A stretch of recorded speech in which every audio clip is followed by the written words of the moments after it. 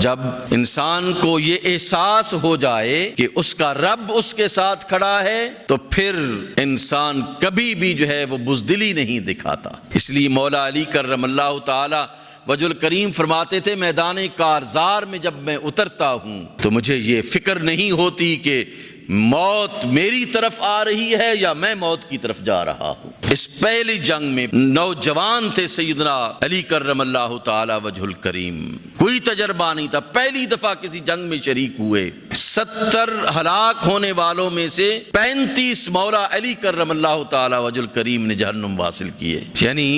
بدر کے جتنے بھی ہلاک شدگان تھے ان میں سے نصف مولا علی کرم اللہ تعالی وجہ الکریم نے جہنم واصل کیا انہیں۔ لیکن یہ لوگ ایسے تھے کہ رسول نے اب دعا کر دی ہے تو اللہ دعا کو رد نہیں فرمائے گا، اللہ ہمیں ضرور شان و شوکت کے ساتھ فتح و نصرت عطا فرمائے گا۔ ان کو کامل یقین تھا، اپنے رب پر کامل یقین تھا اور رسول اللہ کی زبان پر کامل یقین تھا کہ یہ زبان کبھی بھی جھوٹ نہیں بولتی ہے، جو کچھ کہتی ہے وہ وحی خدا ہوتا ہے۔ اس لیے انہیں کامل یقین تھا کہ اللہ کے نبی نے جب یہ کہہ دیا کہ اللہ نے میرے ساتھ وعدہ کیا ہے کہ 2 قافلوں میں سے ایک پر فتح و نصرت عطا فرمائے گا، تو پھر وہ یقیناً ایک قافلہ تو نکل گیا ہے، یہی بچتا ہے جس کے ساتھ ہم نبرد آزما ہیں۔ اللہ اس کے خلاف، اس کے مقابلے میں ہمیں فتح و نصرت اور شان و شوکت عطا فرمائے گا۔ وہ کامل یقین کے ساتھ میدان کارزار میں اترے تھے۔ اللہ سبحانہ و تعالیٰ نے ان کو بڑا مقام دیا۔ پہلی جنگ میں شرکت کرنے والے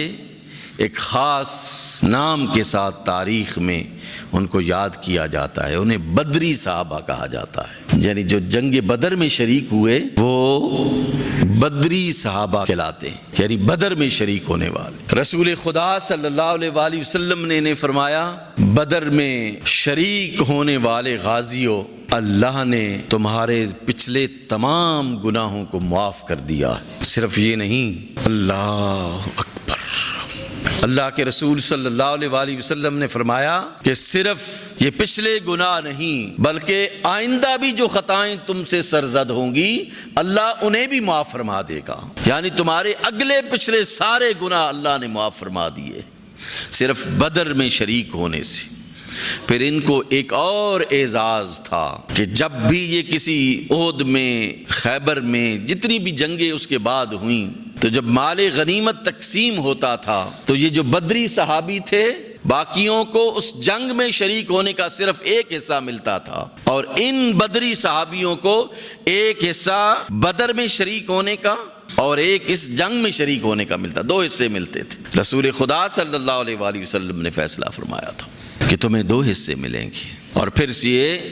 سیدنا عمر فاروق رضی اللہ تعالیٰ عنہ کے زمانے اور اس کے بعد بھی جب بھی بدری صحابی زندہ رہے یہ سلسلہ ان کا جو ہے وہ قائم و دائم رہا۔ اللہ کے رسول صلی اللہ علیہ وآلہ وسلم نے ان کو یہ اعزاز عطا فرمایا، اور ان کے کامل یقین کی وجہ سے اللہ نے معمولی سی تعداد کے ساتھ ان کو ایک مضبوط قافلے اور ایک مضبوط جتھے کے خلاف ان کو فتح و نصرت عطا فرمائی۔ کامل یقین جب آتا ہے اور مضبوط یقین جب آتا ہے تو پھر اللہ بندے کے ساتھ کھڑا ہوتا ہے۔ بدر کا غزوہ ہمیں یہی بتاتا ہے کہ ہمیشہ جیت کامل یقین رکھنے والوں کی ہوتی ہے، اور جو اللہ کے ساتھ کھڑے ہوتے ہیں اللہ ان کے ساتھ کھڑا ہوتا ہے۔ اسی تناظر میں اللہ سبحانہ و تعالی نے فرمایا ان ینصرکم اللہ فلا غالب لکم، اگر تم اللہ کی مدد کرو گے تو تم پر کوئی غالب نہیں آئے گا۔ فلا غالب لکم، اگر تم اللہ کی مدد کرو، کیا اللہ کے دین کی مدد کرو، اللہ کے دین کی نصرت کرو، اللہ کے دین کے ساتھ کھڑے ہو تو اللہ تمہیں ایسے مقام پر لائے گا کہ اگر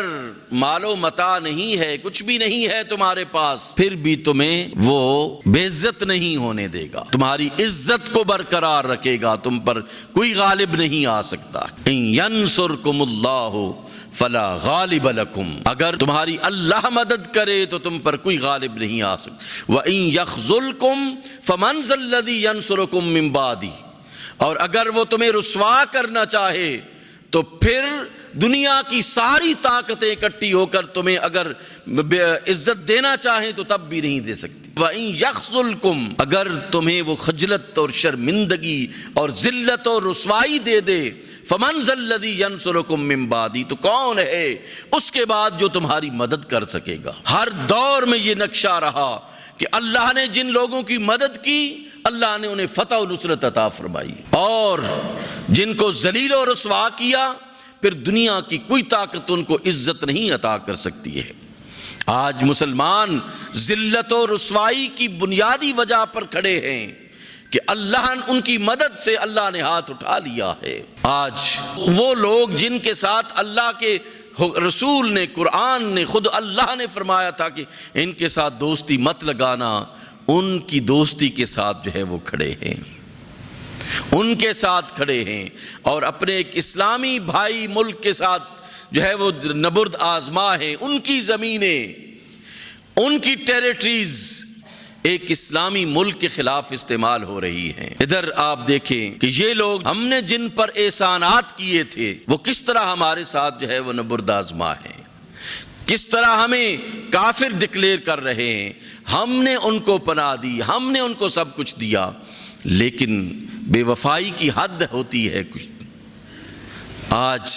ہر طرف سے مسلمان اپنے آپ کے ساتھ لڑ رہا ہے، ایک دوسرے کے ساتھ لڑ رہا ہے، اور پھر مائیت میں کس کی؟ یہود و نصارہ کی، ہنود کی، جن کی زندگیوں کا کوئی اصول ہی نہیں ہے، جنہوں نے کبھی زندگی میں کوئی اصول نہیں اپنایا۔ انسانیت کے حقوق کی بات کرنے والے آج کس طرح بے دردی سے وہ معصوم جانوں کو ضائع کر رہے ہیں، ہاسپٹلز پر حملے کر رہے ہیں، سکولوں پر حملے کر رہے ہیں، کس طرح بچیوں پر حملے کر رہے ہیں، کس طرح مریضوں پر جو ہے وہ حملے کر رہے ہیں اور انہیں شہید کر رہے ہیں۔ ان بے اصولوں کے ساتھ کھڑے ہو کر تمہیں عزت ملے گی، اللہ کے ساتھ کھڑے ہو کر تمہیں عزت ملے گی۔ آج آپ دیکھیے کوئی ضابطہ ہوتا ہے، کوئی اصول ہوتا ہے، اور پوری دنیا جانتی ہے کہ جنگی جو طریقہ کار ہے اس میں عوام الناس کو ہٹ نہیں کیا جاتا، اور جو لوگ نہیں لڑنے کے لیے آئے ان کو جو ہے وہ نہیں کیا جاتا۔ یہ سامنے آپ کے ہمارے سامنے ایک مد مقابل کھڑا ہے جس کا کوئی اصول اور ضابطہ نہیں ہے، اور کئی خداؤں کی، بتوں کی عبادت کرنے والا بزدل شخص بھی ہمارے لیے ایک چیلنج بنا ہوا ہے۔ لیکن ہم جو خدا واحد کی عبادت کرنے والے نہیں، دل سے نہیں کرتے ہم، اگر ہم اس کے ساتھ کھڑے ہوتے تو وہ ہمارے ساتھ کھڑا ہوتا۔ آج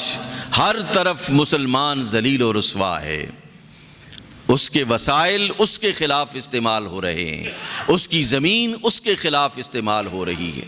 اس کے جوان اس کے خلاف استعمال ہو رہے ہیں۔ تو پھر ہمیں سوچنا چاہیے کہ ہم ذلت و رسوائی کو اسی صورت میں ختم کر سکتے ہیں کہ ہم اللہ کے ساتھ کھڑے ہوں۔